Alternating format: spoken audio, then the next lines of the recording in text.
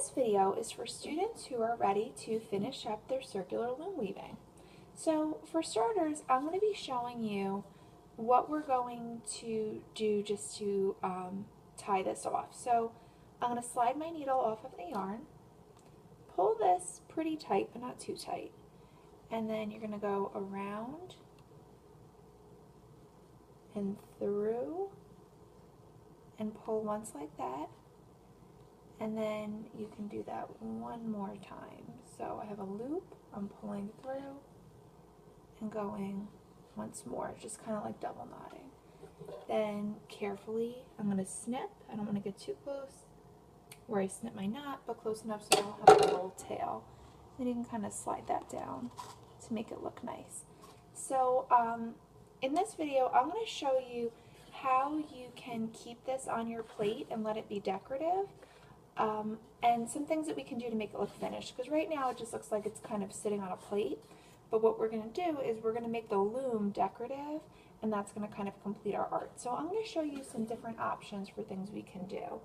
So I have some supplies here, and all of these things will be available in the Fiber Arts Center with the exception of the markers. Those will be available for you in the Drawing Center. If not, I will have a box of them like on my desk.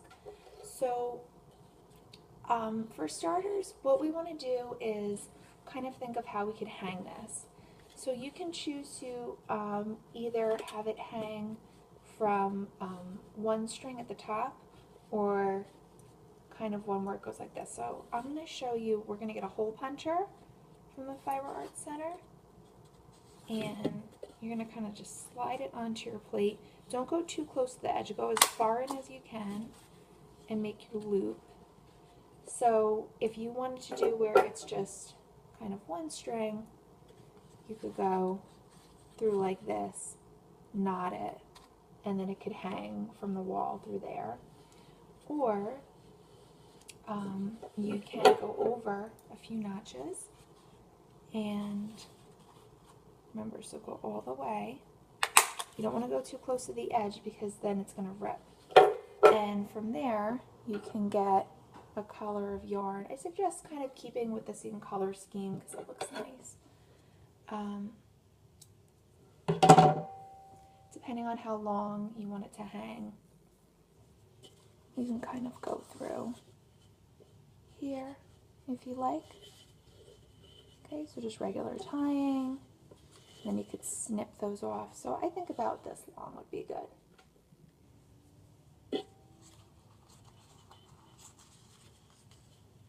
Okay, so I'm going to tie this and then snip my tails. Some other things that you can do also are weaving some beads around the loom. So this is how it would look if it were to hang. You could also loop this like that. So if you wanted to kind of make like a weaved bead pattern all the way around, you could do that. So I'll show you how to do that part. And I'm just going to show you in a small section.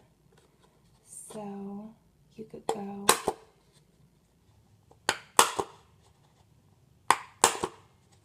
make a couple under overholes, and just make sure that when you do this, you don't punch a hole where your yarn is, because it's going to cut your yarn, and then your whole warp is going to fall off the string. So we could do that. You could get, you know, like an arm length or two of yarn, depending on how much you're going to do. Now I would suggest if you do this that you're consistent all the way around your loom. So what I could do here is flip this over, tie it to the back of one of my warp strings. Okay, so you could double knot it on there.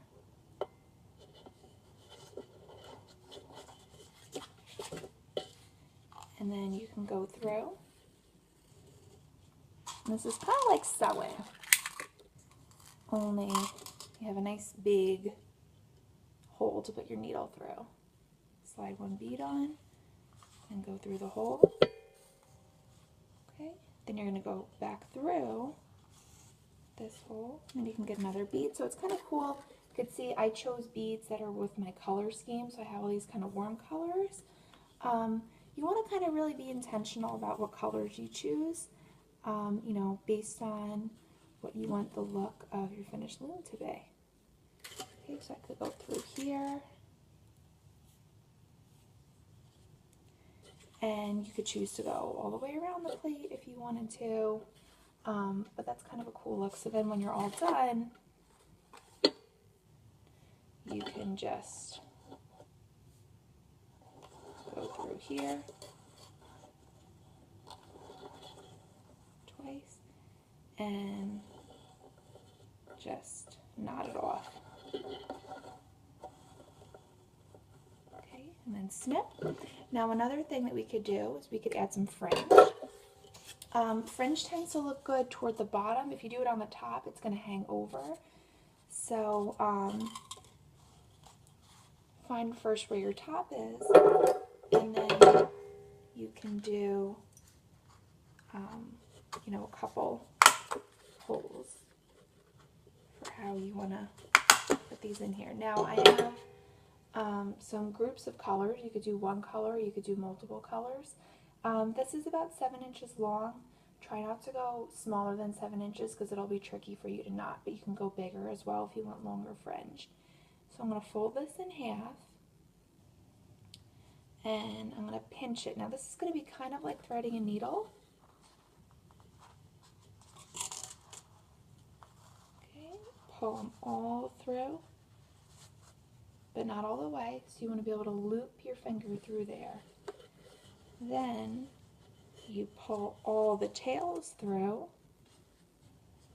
and now you have your fringe, so you could do that kind of all along the bottom if you wanted.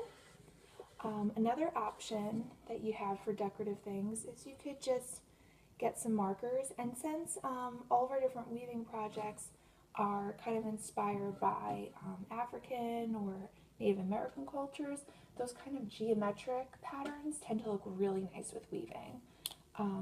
So maybe you could do, you know, some zigzag lines and some dots. Okay, so you want to kind of think about this. If you'd like to draw it in pencil first, you could do that as well. So you could do just some of these methods or all of them. It's completely up to you. But whatever you do, you just want to make sure that you decorate the whole loom so that it looks complete.